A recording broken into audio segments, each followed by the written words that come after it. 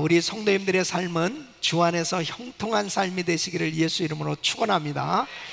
주 안에서 형통한 삶은 하나님의 뜻이 우리 안에 이루어져서 하나님께 영광 돌리는 삶이 되는 것입니다. 하나님께서 함께 하시면 형통한 삶이 되는 줄로 믿습니다. 사람들이 나름대로 열심히 신앙생활을 하는 가운데서도 꽉 막힌 문제들이 있을 때가 있습니다. 그렇게 오랫동안 기도를 해도 응답이 되지 않냐고 정말 힘들고 어려운 그러한 삶의 그 여건 가운데 참 힘든 시간을 보내는 그런 시간이 있을 때도 있어요. 우리가 나름대로 이것은 정말 돼야 되는데 또 왜 이렇게 정말 간구하고 매달려도 이런 문제들이 해결되지 않을까, 이런 답답한 문제들을 안게 될 때 사람들은 때로는 힘들어하고 낙심되는 그런 시간을 보낼 때도 있습니다. 그러다가 정말 하나님의 놀라우신 은혜로 그 꽉 막혔던 문제들이 풀어질 때 정말 그 마음 가운데 시원한 그런 은혜를 체험하는 그런 경우를 또 체험할 수 있습니다. 대도시에 가게 되면 대부분 교통체증으로 아주 어려움을 겪습니다. 빨리 가야 되는데 차가 꽉 막혀 있을 때 너무 힘든 거죠. 그러다가 이제 길이 확 열려지게 되면 아주 이 마음이 후련해지고 또 시원해지는 것을 경험하곤 합니다. 오늘 이 말씀을 듣는 성도님들의 삶 속에 정말 그렇게 교통체증과 같이 또 꽉 막힌 그러한 문제들이 하나님의 은혜로 다 열려지기를 예수 이름으로 축원합니다. 그 열려지는 은혜가 형통한 삶이 바로 여러분 삶 가운데 있기를 예수 이름으로 축원합니다. 오늘 본문 말씀은 다윗이 이 왕으로 통치하는 시대에 계속해서 가뭄이 있었습니다. 이 1년도 아니고 2년 그리고 3년이 지나도 비가 오질 않습니다. 그러니까 얼마나 답답하겠습니까? 그래서 하나님 앞에 기도하는 가운데 하나님께서 왜 가뭄이 있어야 되는지, 이렇게 오랜 기간 동안 가뭄이 있어야 되는지를 그 이유를 알려주십니다. 그래서 이 14절 하반절에 보면 그 후에야 하나님이 그 땅을 위하여 기도를 들으시니라. 그렇게 기다려도 비가 오지 않았는데 그 비가 오지 않는 그 이유가 뭐냐? 그것은 기브온 사람들을 학살했기 때문이라는 거예요. 사울 왕이 기브온 사람들을 학살한 그 죄 때문에 이렇게 하나님께서 하늘문을 닫으셨다 하는 것을 알게 됩니다. 그래서 이제 그 문제를 해결하기 위해서 이제 기브온 사람들에게 물었을 때 이제 사울의 자손들 가운데 7을 내어달라는 것입니다. 그래서 그 7을 목매달아 죽입니다. 그 일이 있고 난 후에 이제 하나님께서 하늘문을 여시고 비를 쏟아부어 주셨다 하는 것이 오늘 이 본문의 내용입니다. 여러분, 우리가 이 현실적으로 꽉 막힌 문제들을 만나게 되어졌을 때 참 그것을 내 힘으로 해결할 수 없을 때 참 안타깝죠. 그런데 그 현실적인 문제도 영적으로 풀지 않으면 안 되는 겁니다. 하나님께서 간섭하셔서 깨닫게 해주시고 열어주실 때 열려지는 줄로 믿습니다. 요즘 바이블 타임에서 욥기서를 묵상을 하고 있습니다. 욥의 문제를 가지고 욥이 지금 엄청난 환난을 당하고 있습니다. 그 욥의 문제 때문에 욥과 욥의 세 친구가 계속 변론을 합니다. 지금 우리는 계속해서 그 말씀을 묵상하면서 아마 우리 성도님들이 굉장히 어려운 시간을 보낼 거예요. 그 해석하기가 그렇게 쉽지는 않습니다. 그런데 욥의 세 친구들이 하는 얘기나 욥이 하는 얘기나 틀린 말은 하나도 없어요. 다 나름대로 욥의 세 친구들도 욥이 그렇게 어려운 환난을 겪고 있는 것은 네가 무슨 죄가 있기 때문에 그렇지 않느냐, 너 빨리 깨달아야 된다, 그것을 좀 너무 안타까운 마음을 가지고 자기의 모든 신앙의 지식을 총동원해서 욥을 설득시키려고 끊임없이 지금 변론하고 있는 거고, 또 욥 자신도 참 기가 막힌 거예요. 자기가 아무리 생각해도 정말 잘못한 것이 없는 것 같은데 참 그런 환난을 당한 가운데서 이 욥의 세 친구가 이야기하는 것은 전혀 도움도 되지도 않고 끊임없이 마음에 상처만 받으면서 계속 변론을 하고 있습니다. 그런데 어때요?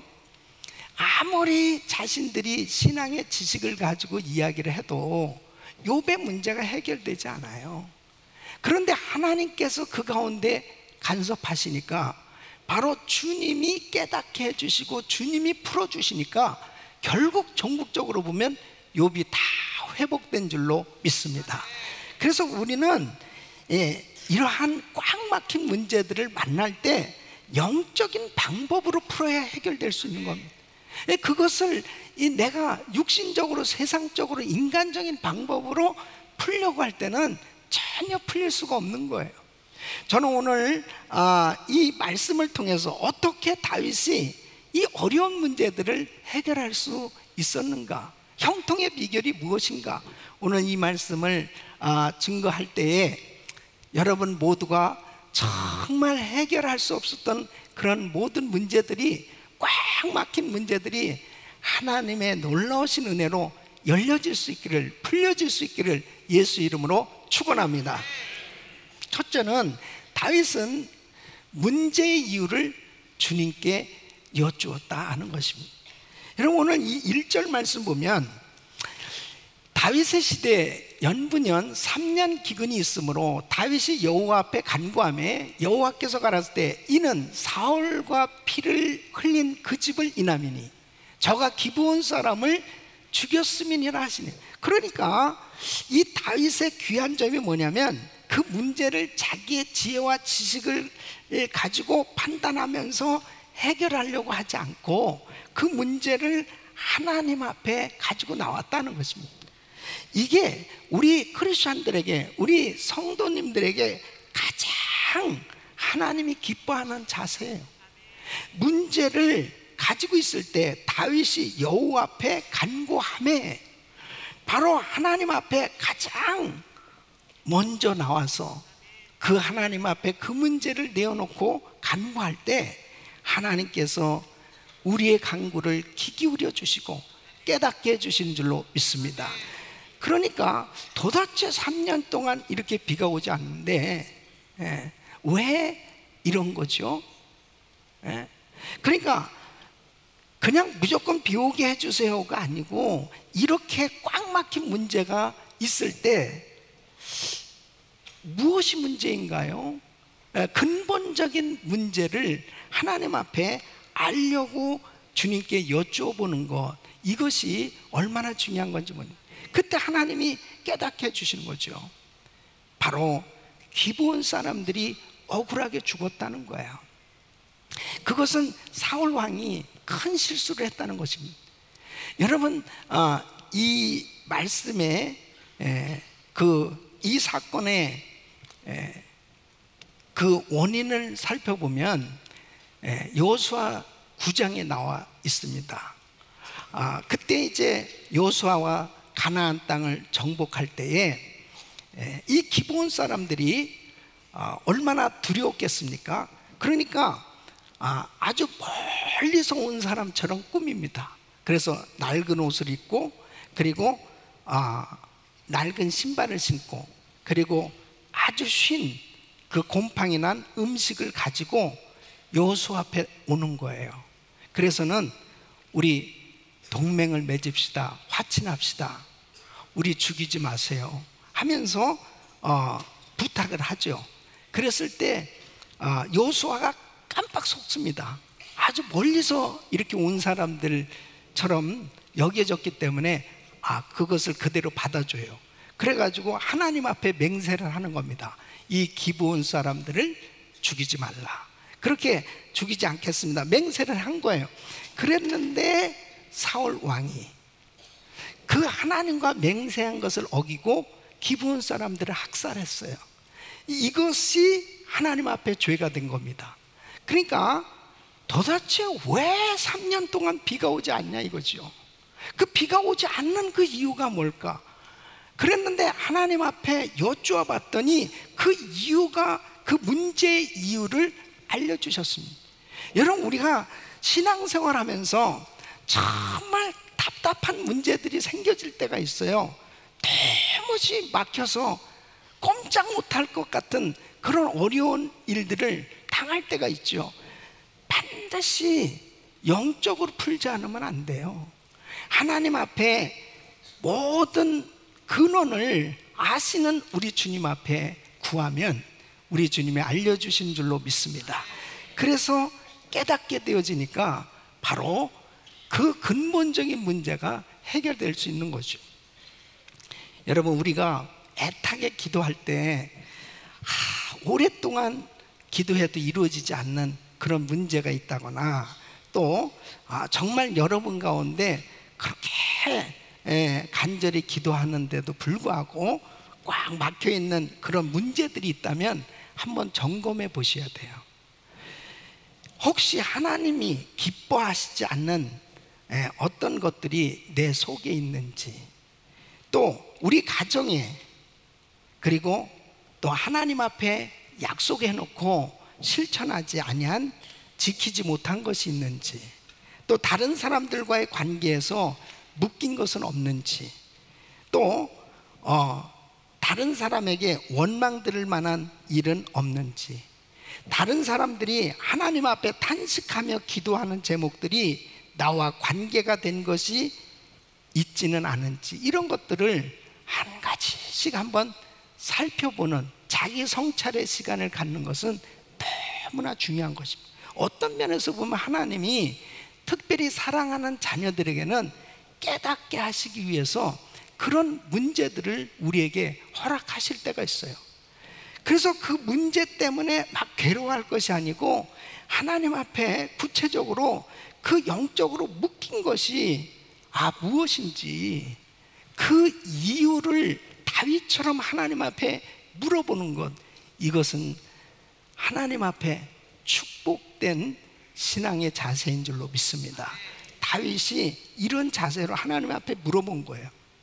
그랬을 때 여러분, 중요한 것은 그 이유를 알게 되어졌을 때 그 이유가 뭔지, 그것을 우선적으로 해결할 때 하나님의 기적이 나타나는 줄로 믿습니다.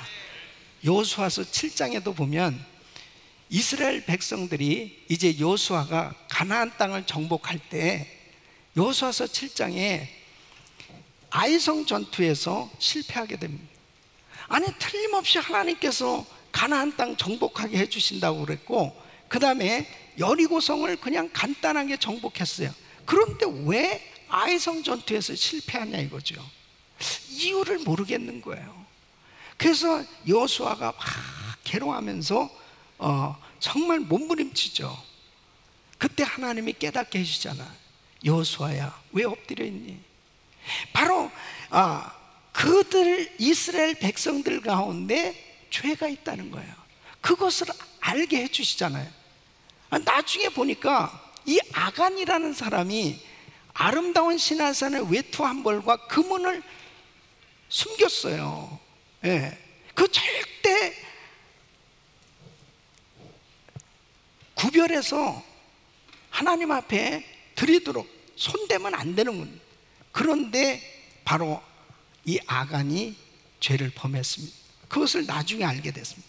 여호수아서 7장 24절 26절 보면 여호수아가 이스라엘 모든 사람으로 더불어 세례의 아들 아간을 잡고 그 은과 외투와 금덩이와 그 아들들과 딸들과 소들과 나귀들과 양들과 장막과 무릇 그에게 속한 모든 것을 이끌고 아골 골짜기로 가서 여호수아가 가로되 내가 어찌하여 우리를 괴롭게 하였느냐, 여호와께서 오늘날 너를 괴롭게 하시리라 하니 온 이스라엘이 그를 돌로 치고 그것들도 돌로 치고 불사르고 그 위에 돌무더기를 크게 쌓았더니 오늘날까지 있더라. 여호와께서 그 극렬한 분노를 그치시니 그랬습니다. 그러므로 그곳 이름을 오늘날까지 아골골자로 부릅니다. 이 아간의 죄를 해결했더니 아이성 전투는 간단히 승리하게 된 걸 볼 수 있습니다. 여러분, 우리가 신앙생활하면서 바로 하나님의 뜻을 발견하는 것, 이것이 얼마나 중요한지 모릅니다. 사람들은 현실적으로 그냥 꽉 막힌 문제, 어려운 거, 안 되는 거, 힘든 거, 이런 것만 가지고 자꾸 괴로워하고 힘들어하고 어려워할 때가 있습니다. 그러다 기도하다가 그냥 중단하고, 기도하다가도 뭐 응답도 없구나, 그러니까 실망하고 낙심하고 그럴 때가 있어요. 그런데 문제의 이유를 알아야 되는 거죠. 그 문제의 이유를 주님 앞에 물어봤을 때 우리 주님께서 알려주시는 것, 이게 은혜인 줄로 믿습니다. 여러분, 우리가 미국의 부흥을 위해서 기도하고 또 한국의 부흥을 위해서 기도할 때 때로는 미국의 죄를 대신해서 회개하고 한국의 죄를 대신해서 이 회개하는 이유가 여기에 있는 거예요. 그래서 정말 어떤 때는 내 자신이 잘못하지 않았다 하더라도 그 공동체에 속한 사람들의 죄를 놓고 그것을 나의 죄처럼 여기면서 기도해야 될 그런 때가 있습니다. 바로 그 아간의 죄 때문에 결국 그 공동체가 다 힘들었던 것처럼 바로 그 공동체를 위해서 기도하는 것, 그 공동체의 죄를 가지고 기도하는 이런 시간이 얼마나 중요한지 모릅니다. 그래서 역대하 7장 14절에 이렇게 말씀하거든요. 내 이름을 일컫는 내 백성이 그 악한 길에서 떠나 스스로 겸비하고 기도하여 내 얼굴을 구하면 내가 하늘에서 듣고 그 죄를 사하고 그 땅을 고칠지라 그랬습니다. 그러니까 바로 이스라엘의 기근과 재앙을 일으키는 것은 이스라엘이 하나님 앞에 행한 죄 때문이다. 그래서 이 죄를 함께 같이 회개할 때 하나님께서 그 땅을 고쳐주신다 라고 이렇게 약속을 하는 겁니다. 여러분, 다니엘도 하나님 앞에 자기 민족의 죄를 대신해서 회개하면서 기도하는 것을 볼 수 있습니다. 다니엘서 9장 19절로 20절 보면 우리 같이 한번 읽게요. 시작. 주여 들어소서, 주여 용서하소서, 주여 들으시고 행하소서, 지체하지 마옵소서. 나의 하나님이여, 주 자신을 위하여 하시옵소서. 이는 주의 성과 주의 백성이 주의 이름으로 일컫는 바 됨이니이다. 내가 이같이 말하여 기도하며 내 죄와 및 내 백성 이스라엘의 죄를 자복하고 내 하나님의 거룩한 산을 위하여 내 하나님 여호와 앞에 간구할 때에 그랬습니다. 그래서 70년 이 포로 생활 후에 이스라엘을 회복시켜 주시겠다는 이 약속을 붙들고 하나님 앞에 철저히 회개하면서 기도하는 겁니다. 이것은 자기의 죄뿐 아니라 민족의 죄를 끌어안고 하나님 앞에 기도할 때 하나님께서 이 이스라엘을 회복시켜 주시고 메시아를 보내주셔서 이제 인류 구속 역사하실 것을 약속하시는 것을 볼 수 있습니다. 우리 사랑하는 성도 여러분, 때로는 우리가 정말 어려운 문제들을 가지고 있을 때 이것이 내 개인, 우리 가정의 문제가 될 때도 있고 우리 나라의 문제가 될 때도 있어요. 그럴 때 우리는 그 문제의 이유를 하나님께 물어보는 것이 얼마나 중요한 건지 모릅니다. 바로 이 땅에 부흥이 일어나기를 우리는 꿈꾸고 있습니다. 정말 이 부흥이 일어나기 위해서는 하나님 앞에 철저히 회개하지 않고서는 부흥이 일어나지 않는 것입니다. 그 부흥을 위해서는 하나님 앞에 그 문제의 이유를 물어볼 때 우리 주님이 깨닫게 해주신 줄로 믿습니다. 다민족 기도회 때 우리가 이 미국의 부흥을 위해서 기도하면서 이 미국의 죄를 하나님 앞에 간절히 조목조목 기도하는 시간을 가졌어요. 그때 어느 백인 목사님은 이 미국이 개척될 당시에 얼마나 많은 인디안들이 학살되었는가, 그 인디안들을 학살한 죄를 회개합니다 하고 하나님 앞에 이 미국의 죄를 가지고 기도하는 그런 시간도 가졌습니다. 여러분, 어떤 면에서 보면 너무 우리가 영적으로 모르는 부분들이 참 많을 때가 있습니다. 하나님이 그 모든 문제를 다 알고 계시고 그 문제를 풀어주실 때만이 그 구체적으로 문제가 해결되는 줄로 믿습니다. 우리의 삶 가운데 너무 내 힘으로 해결할 수 없는 이런 문제가 있을 때 꼭 먼저 해야 될 것은 하나님 앞에 나가서 그 문제의 이유를 물어보는 거예요.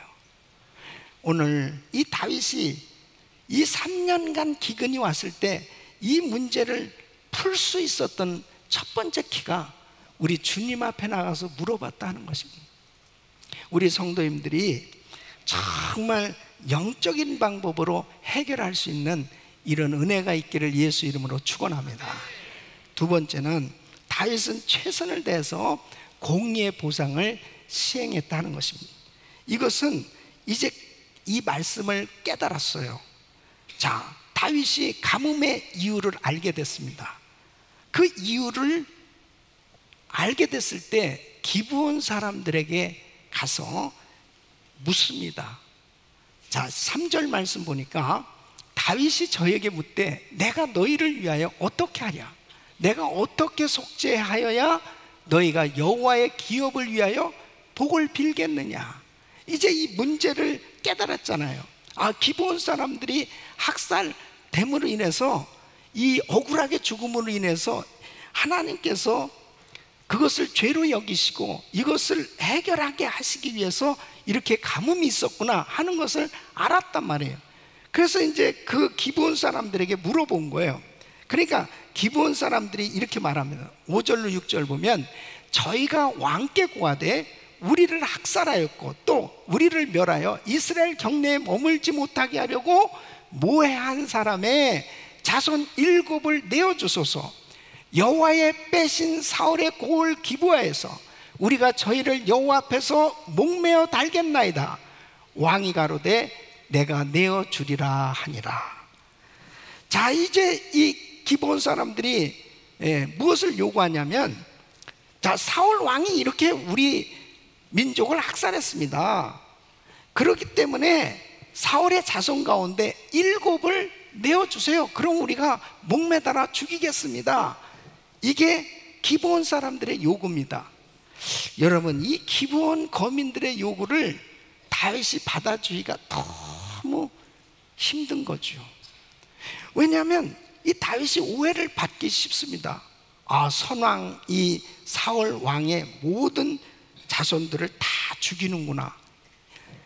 사람들이 이 다윗을 정말 오해할 수 있고, 그리고 다윗 입장에서도 너무 힘든 거예요. 그래서 또 사실 이 요나단의 아들 무비보셋은 살려주는 그 이유가 요나단과 다윗이 언약을 맺은 것이 있기 때문에 그것도 살려줘야 되고, 또 여러 가지로 참 고민이 많이 있었을 것입니다. 그러나 다윗이 나라의 왕으로서 이 일을 해야만 이 문제가 해결되지 않고서는 이스라엘에 계속 재앙이 끊임없이 있을 수밖에 없다는 걸 알기 때문에 그 공의의 보상을 시행하는 것입니다. 여러분, 우리가 말씀을 깨달았으면 말씀을 실천해야 될 줄로 믿습니다. 아무리 말씀을 실천하는 것이 힘들고 어려워도 그것을 해야 되는 거예요. 여러분, 우리 삶에 주님께서 그 문제의 이유가 영적으로 묶인 일이다, 묶여진 일이다 하는 것을 보여주신다면 우리는 아파도 힘들어도 순종해야 돼요. 순종해야 됩니다. 그래야 열려질 수 있는 거예요. 그래야 열려집니다. 그러니까 오늘 14절 하반절에 그 후에야 하나님이 그 땅을 위하여 기도를 들으시니라 그랬습니다. 기브온 거민이 학살된 그 핏값이 해결된 후에야 기도를 들으셨다는 뜻입니다. 여러분 마태복음 18장 18절 보면 진실로 너에게 이르노니 무엇이든지 너희가 땅에서 매면 하늘에서 매일 것이요 무엇이든지 땅에서 풀면 하늘에서도 풀리리라. 하늘에서 풀려야 이 땅에서도 풀린다는 거예요. 여러분 영적인 이유로 막힌 것들은 하나님 앞에 하늘에서 풀어야 될 줄로 믿습니다. 주님이 풀어주셔야 돼요. 그래서 주님이 이렇게 말씀하십니다. 마태복음 5장 23절로 24절 보면 그러므로 예물을 제단에 드리다가 거기서 내 형제에게 원망 들을 만한 일이 있는 줄 생각나거든 예물을 제단 앞에 두고 먼저 가서 형제와 화목하고 그 후에 와서 예물을 드리라는 이 묶인 것 사람들과의 이 불편한 관계 이런 것들이 먼저 풀어져야 된다는 거예요.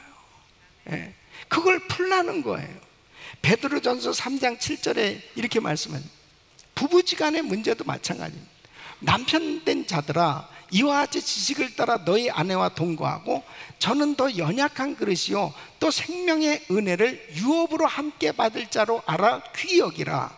이는 너희 기도가 막히지 아니하게 하려 함이라. 어떤 사람은 부부싸움을 하면 기도가 잘 된대.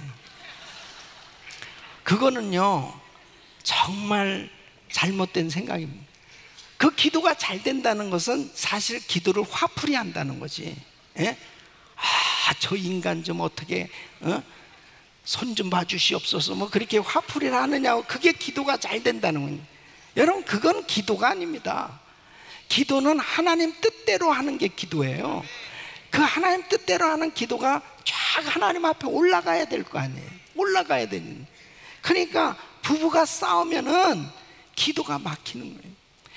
여러분 기도가 막히는 것보다 괴로운 건 없어요. 예? 영적인 사람이 기도할 때 기도가 꽉 막혀보세요. 아, 그 숨 막혀서 정말 답답한 겁니다. 주님이 깨닫게 하시는 거죠. 너 그거 풀지 않으면 하늘에서 풀려질 수가 없다는 거예요. 그래서 우리는 풀어야 돼요. 풀어야 돼.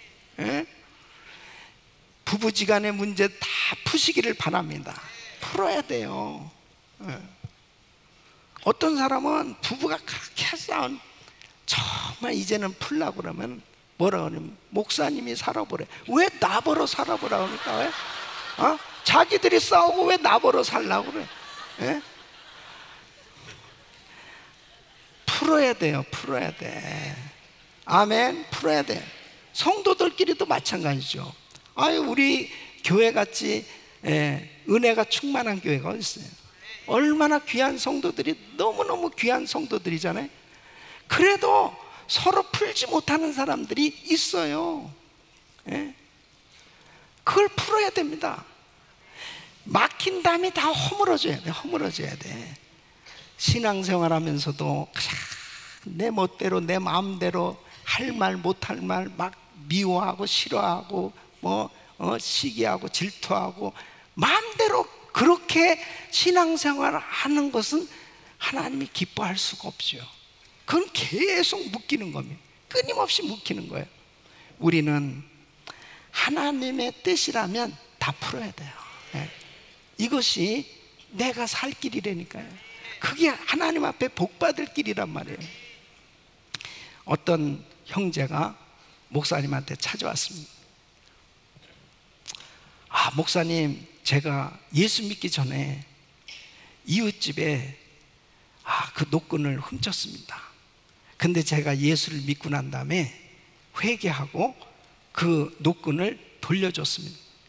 그런데 그 이웃은 마음을 풀지 않고 계속 화해를 하지 않는데 어떡하죠? 그러니까 이 목사님이 그 형제한테 물어봅니다.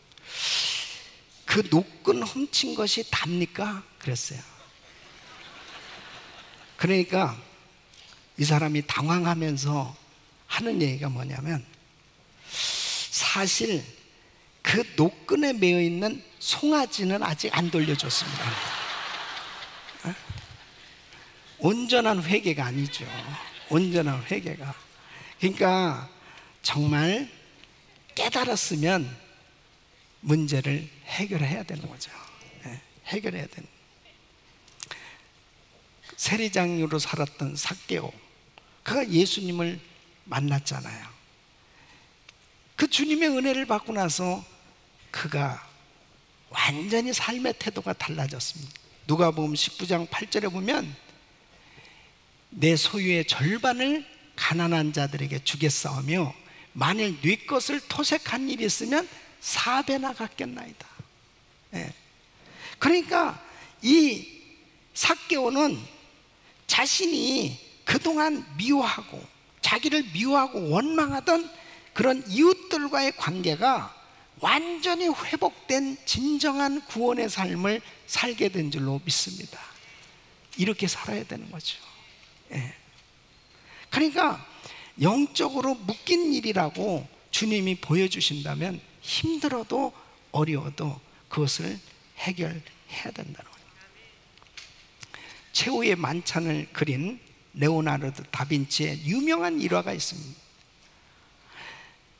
그가 최후의 만찬을 그릴 때 동료 화가하고 대판 싸운 동료 화가하고 그렇게 싸워가지고 그 동료 화가가 너무 미운 거예요. 너무 보기 싫고 정말 이 마음의 분을 삭힐 수가 없습니다. 그래서 12제자 가운데 그 동료 화가를 가룟 유다를 그릴 때 거기다 그린 거예요. 가룟 유다. 다른 사람이 보더라도 아 이거는 어느 화가다 그럴 정도로 알 만큼 가룟 유다의 얼굴을 그린 것. 근데 문제가 생겼어요. 예수님 그림을 그려야 되는데 안 그려지는 거예요. 아무리 그릴래도 안 그려지는. 여러분 최후의 만찬에서 제일 중심이 예수님인데 예수님이 안 그려지면 어떻게 되겠습니까? 기도하면서 깨닫게 된 거죠. 그 동료 화가를 미워하고 있는 그 마음을 하나님이 기뻐할 수가 없는 거예요. 그래서 다시 그 가룟 유다의 얼굴을 지워버리고 그 동료 화가와 다 풀었을 때 예수님의 그림이 잘 그려져서 위대한 작품이 만들어졌다는 겁니다. 여러분 풀어야 됩니다. 정말 저는 꽤 몇 년이 지난 몇 년 전의 일인데요. 우리 교회에 오셔서 예수를 믿고 그리고 은혜를 받은 분이에요. 이분은 그냥 조용하게 신앙생활 하시다가 질병으로 인해서 천국에 가셨어요. 근데 이분이 천국에 가기 전에 주변 사람들에게 자기하고 걸려 있었던 사람들에게 다 전화를 한 거예요. 그래서 다 용서를 구하고 또 용서를 하기도 하고 그러면서 다 풀고 천국에 갔다는 그 이야기를 듣고 제가 얼마나 감동을 받았는지 모릅니다. 여러분 그래요. 우리 인생을 살면서 얼마나 많은 사람들이 걸려서 지내는지 모릅니다. 그게 하나님이 기뻐하시지 않아요.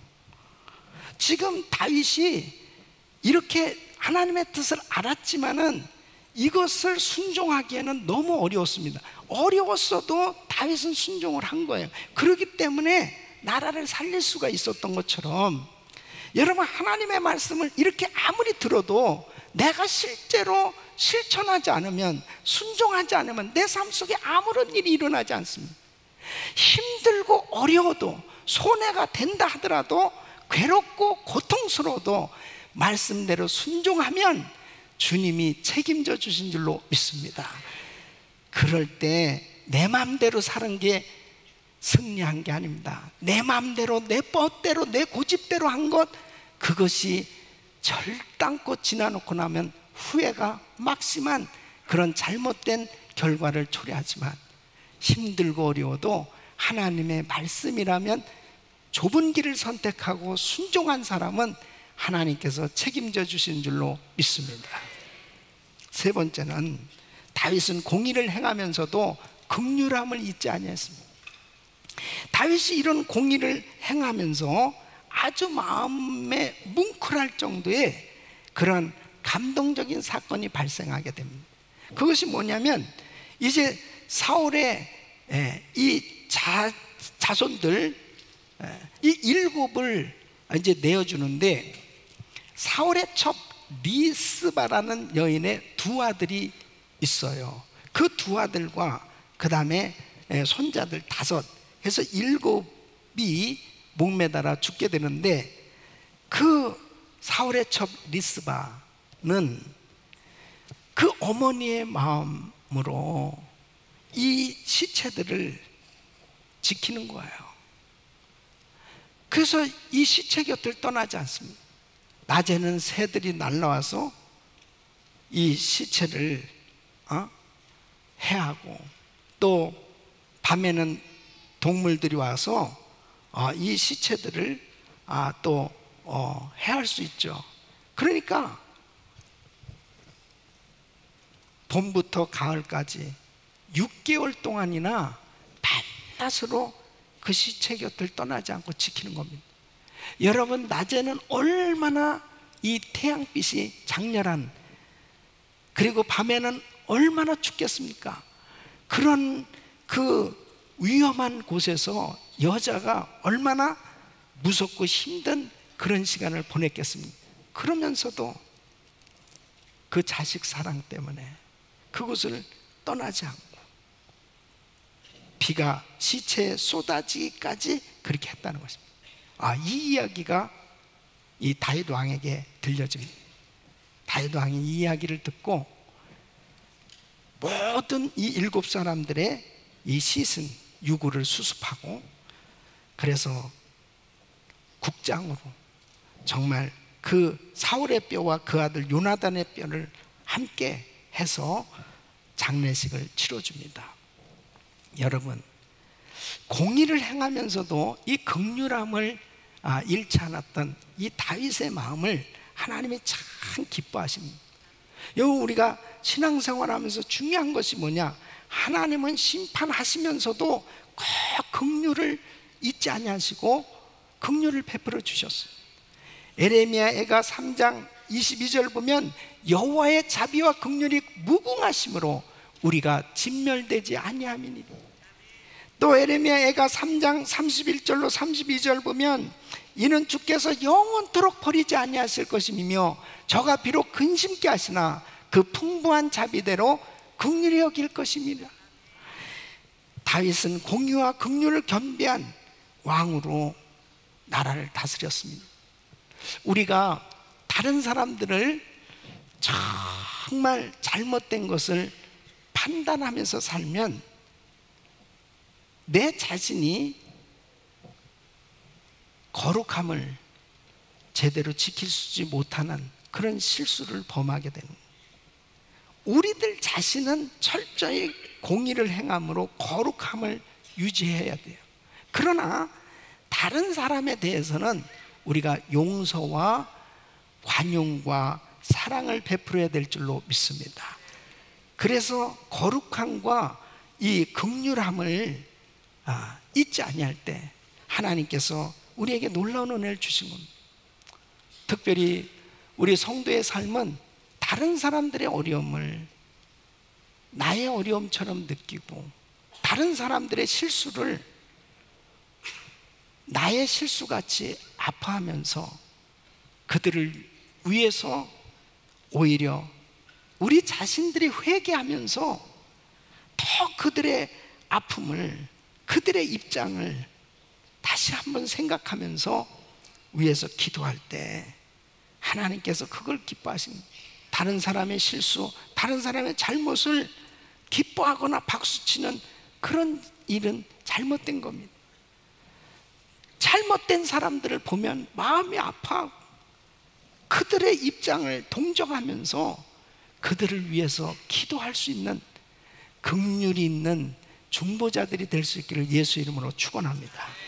그럴 때 하나님이 그것을 기뻐하십니다. 다윗은 이렇게 공의를 행하면서도 긍휼을 잊지 아니했던 것입니다.